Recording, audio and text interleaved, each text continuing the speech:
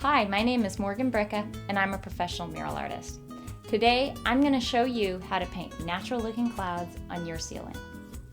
The style I'm going to show you looks realistic, not cartoonish, and it's going to look fabulous in formal spaces such as entryways, dining rooms, living rooms, as well as in children's rooms.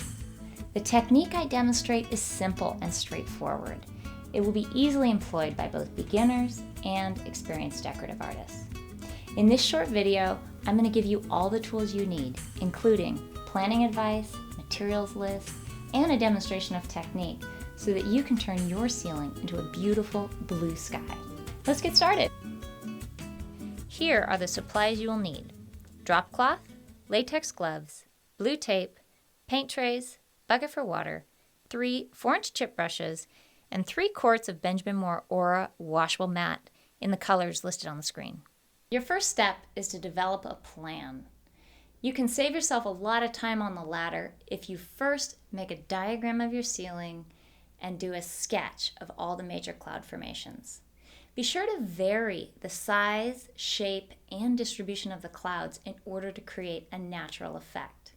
A good rule of thumb is that if any of your clouds look like a pattern that you might find on a deck of cards, then it's too symmetrical.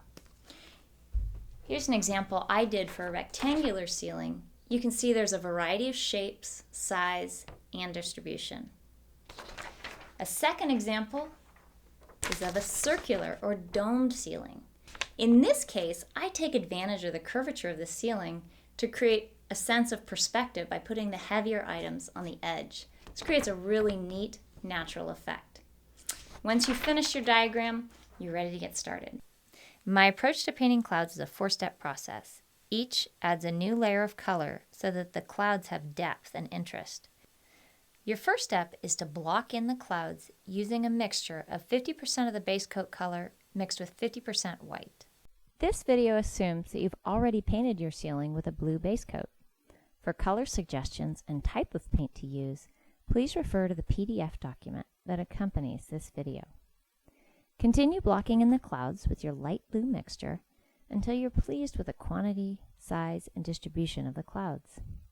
It is helpful to lie down on the floor so you can take in how the composition is evolving. When you're pleased with the shapes, it's time to make them come alive with the colors we will apply in the following steps. The second step is to take your lightest color and create highlights and edges of the clouds.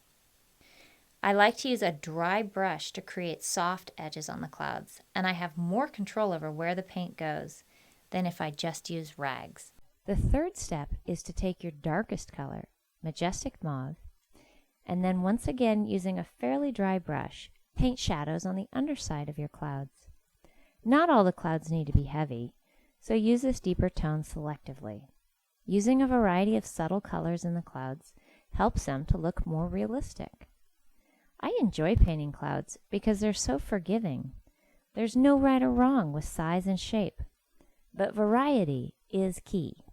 The fourth step is using your midtone to even out the differences between the lights and the darks and create structure for your clouds.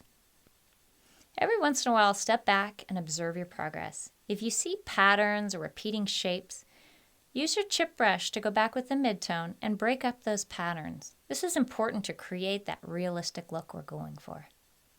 I found it's helpful to change the position of the ladder each time I revisit an area, so I'm looking at it from a different angle. I hope you've enjoyed this video. Remember, it's only paint, so have fun.